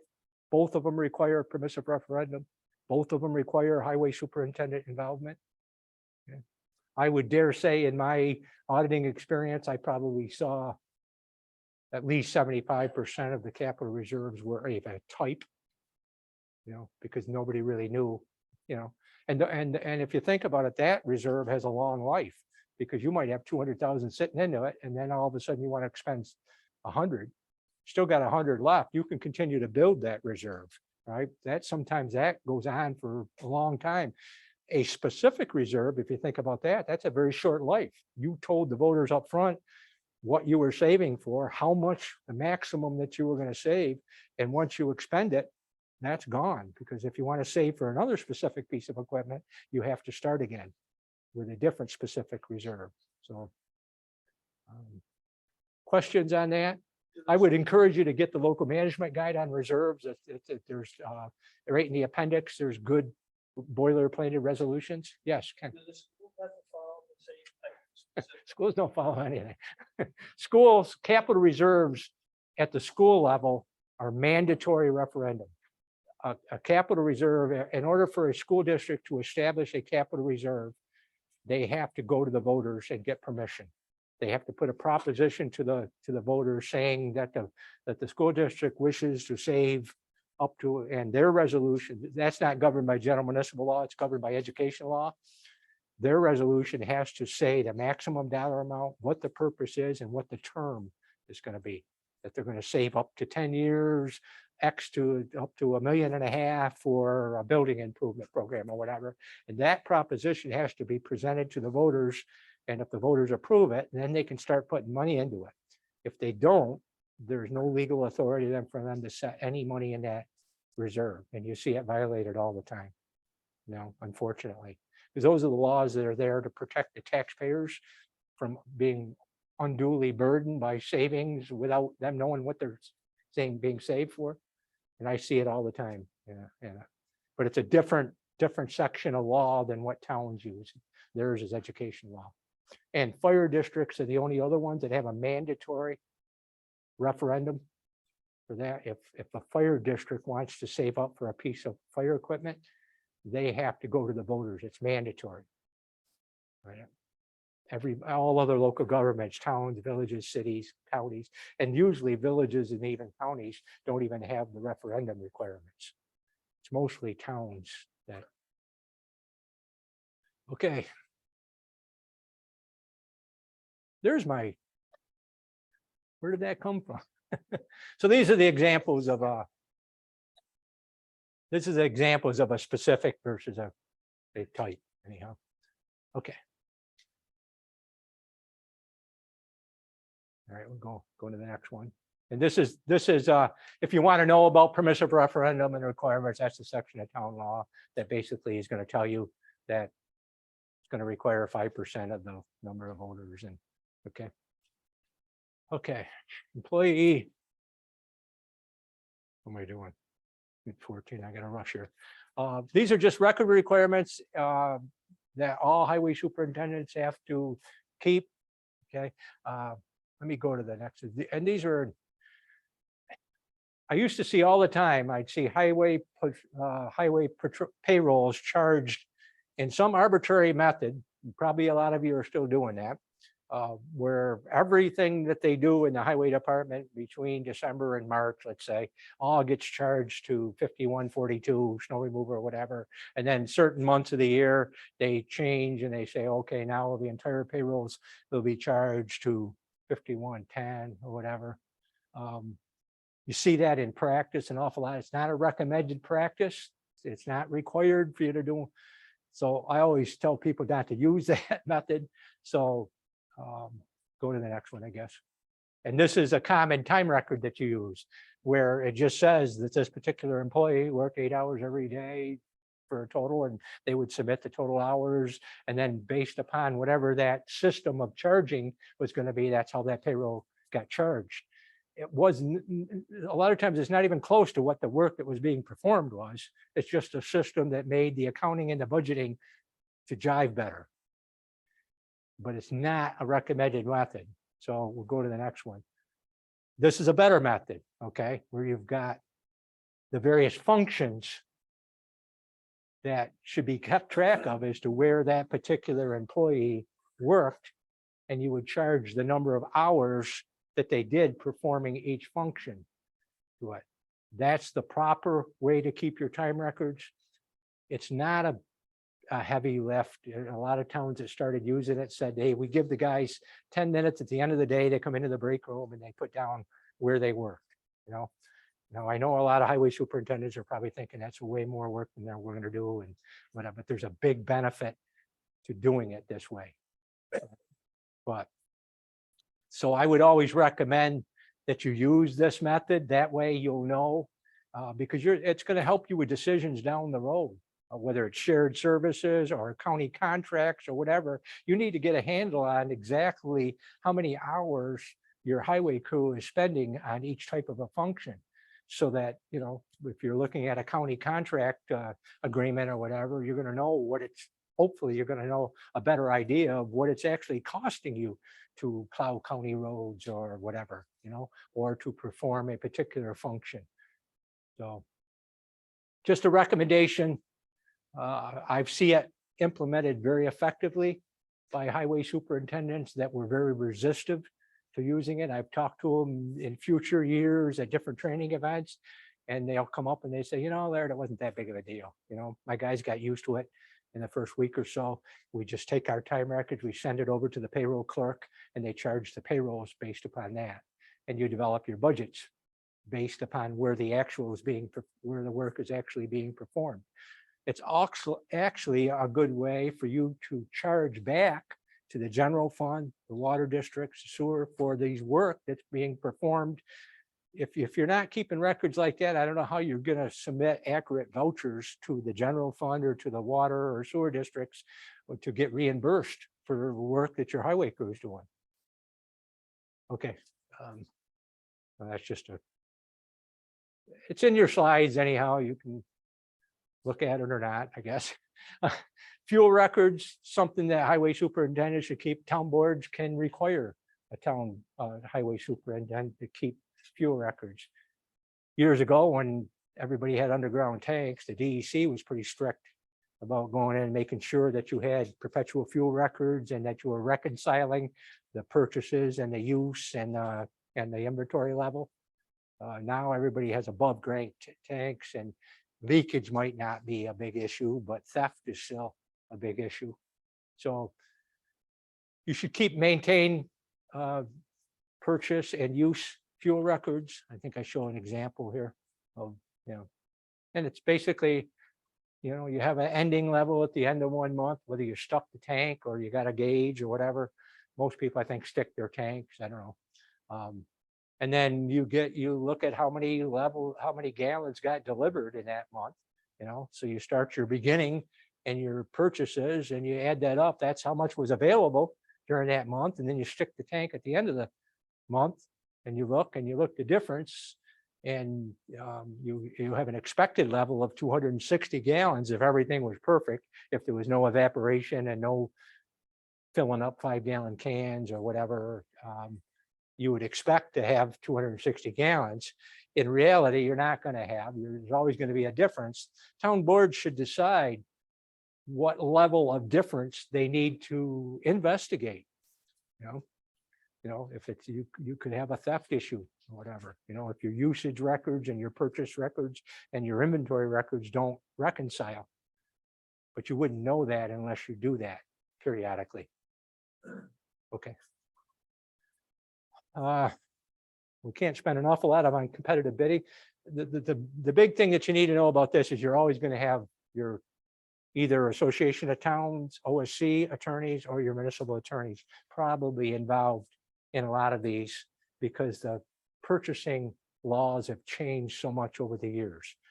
The basics of purchasing for competitive bidding is that you're supposed to take the lowest bid of best value when you competitively bid, that anything over $20,000 has to be competitively bid for equipment purchases, and for public works contracts, it's $35,000. The question always comes up, what's a public work versus a equipment? Because sometimes it's a blend of it. And the answer is usually that if the majority of a particular project is related to labor and like that, it's probably a public works contract as opposed to a purchase of a piece of equipment to complete that project. So there's a lot of common law exceptions that, I'm not an attorney, so I won't even advise you on that, but some of them are like professional services and emergency services and things like that. There's a lot of, now there's, used to be, you could take bids off of the state contracts and the county contracts. They were limited to that years ago. Now they've got all this piggybacking laws that you can take advantage of contracts that neighboring municipalities have. Doesn't even have to be the county that you're in anymore.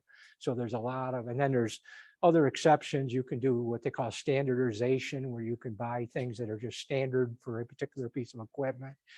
And then they got what they call sole source exceptions, like if you've got a piece of equipment and there's just nobody other than one vendor that can possibly supply that particular piece of equipment, then you could try to take the sole source exception. But you should always be very safe and consult your attorneys and on that, because vendors are challenging towns and villages all the time about that, because they're being bypassed in competitive bidding. So you don't want to spend town money defending something that really isn't defendable, you know. In your procurement policy, we talked about every town, village, every local government and school district has to have a procurement policy. That's been around since 1992. So everybody should have one by now. And it just addresses those limits below this. And they're up to you guys what those limits are going to be, you know, the dollar limits that you want to set, you know. I always tell you that you bring your department heads in. It's certainly highway related. Your highway department, your highway superintendent should be very involved with telling the board what they think those limits should be, because they're the ones that are going to be on the phone or issuing RFPs or quotes and everything else. How much work you do a cost benefit analysis is, you know, how much benefit are you deriving from, you know, the cost of having to obtain all these quotes and bids, you know. Okay, and I already talked about 142. It requires town board approval for that, but the town board can authorize the superintendent to purchase up to a dollar limit without having to go, but that's equipment, going back to what Joe and I were talking about earlier. Okay. These are just some of the reporting requirements that you guys have got, you know. September 20th is the deadline for getting your estimates back to the budget officer. Your 284 agreement, there's no date for that.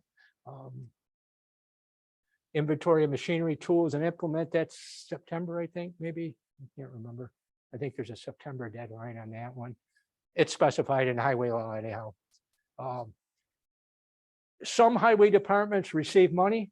Anybody in here receive money, sale of scrap money, scrap metal, sale of equipment? That money comes into your highway department.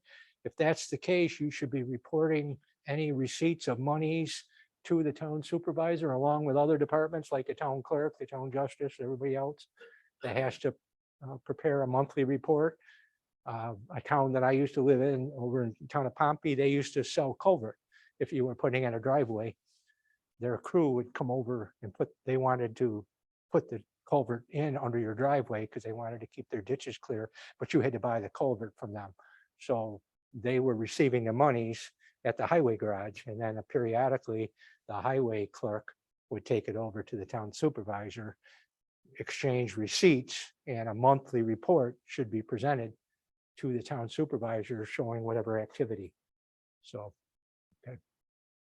And at the end of the year, any unpaid bills or anything that you're aware of that haven't been presented to the town board so that they can close out their books, you should make the, you know, if you've got a bunch of vouchers that have come in that you haven't certified and sent to the town clerk, whatever, you should make sure that that is coming so that those funds can be encumbered. And that increases appropriations the next year. It's not an accounts payable because you haven't been billed for it. It's, you know, the difference between an accounts payable and an encumbrance. You know, if you've received the goods and you've been billed for it, that's not an encumbrance, that's an unpaid bill.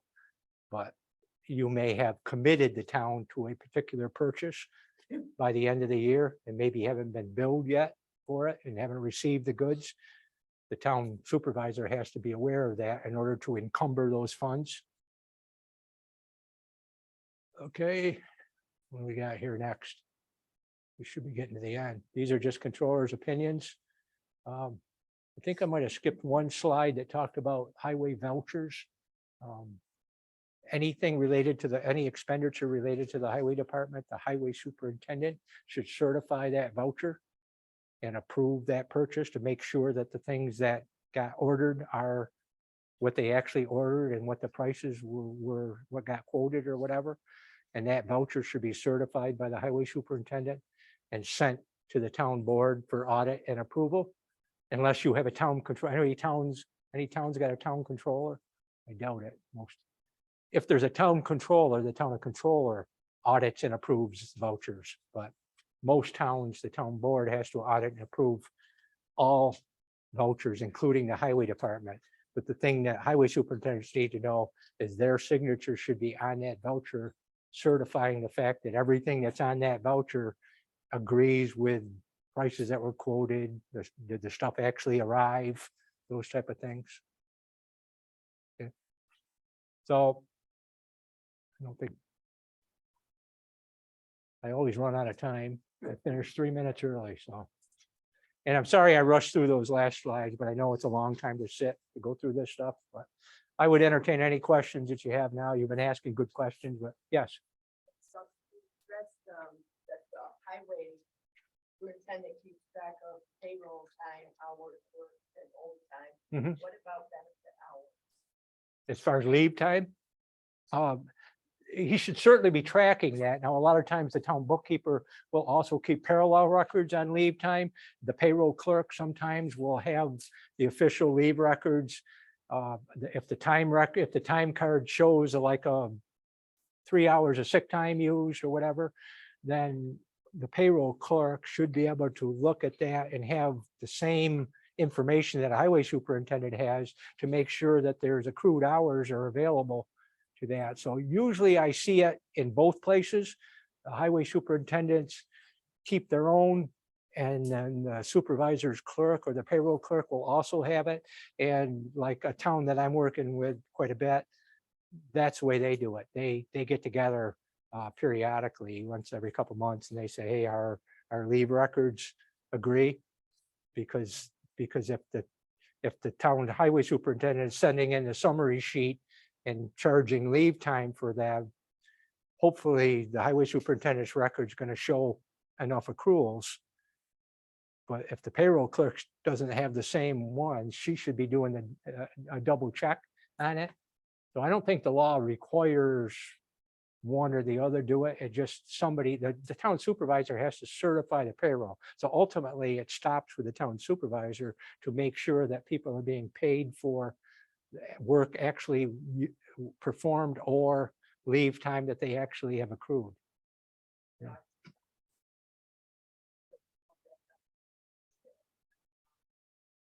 Then kept track of Yeah, not a good system. Yeah, no.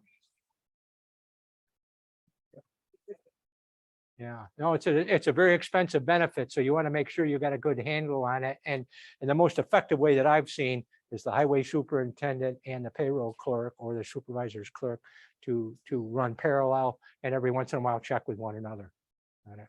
Yes. Of the mandatory reports, one of them is, I didn't see as maintenance records for equipment. Okay. Is Yep. that just not required by highway superintendents? You know, I don't know on that. You guys know? Obviously, you can keep records, but Right. it's not a mandatory. that you Because report. when the town gets a report from the insurance company stating. Yeah. I've never have had an those. insurance company ask for a maintenance record, but if you ever get in a DOT situation, the maintenance records. So it's not required but recommended. Yeah, I know you have to update your DOT records as far as your road inventories and like that. And to be honest with you, when I was performing audits, the ones that we looked at was the ones of more of a budgeting and financial nature. So this DC one, I maybe never have seen it, but I don't know whether it's required. Your last slide said the town board may require maintenance and fuel log records right on your slide. Yep. So we may require. Yeah, I don't know if the DEC is coming around and checking on the reconciliation of fuel anymore, because I don't know if there's any underground tanks anymore, but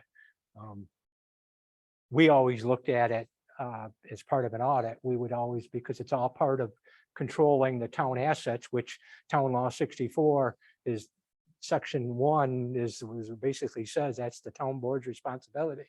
So they have to, if the highway superintendent isn't doing it, I would say it's a safe bet that the town board could require a highway superintendent to provide them with maintenance record upon request. oh yeah, there's controllers opinions and attorney general opinions that say that the town board has a right to do that. Now, push comes to shove, if a highway superintendent pushes back and says, I'm not going to do it, I don't know what happens, because there's no authority in law for a town board to do anything with an elected official like that. A citizen can bring charges and have you removed, but a town board can't.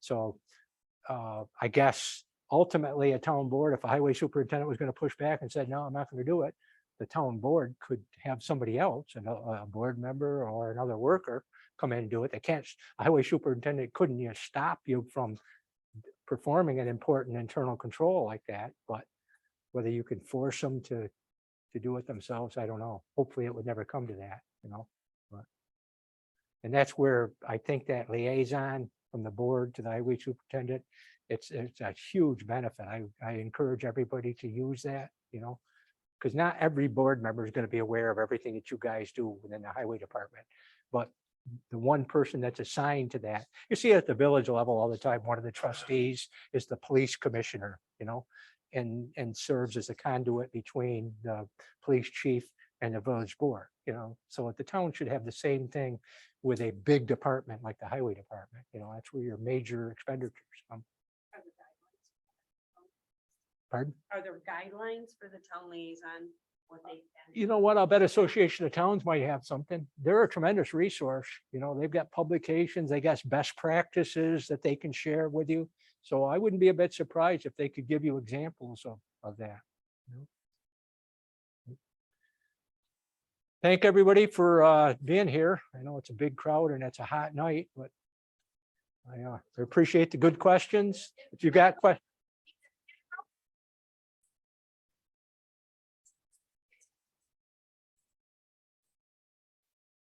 Thank Gabriel, your my colleague being here. Any questions, let us know, and thank you so much. Thank you. Thank you.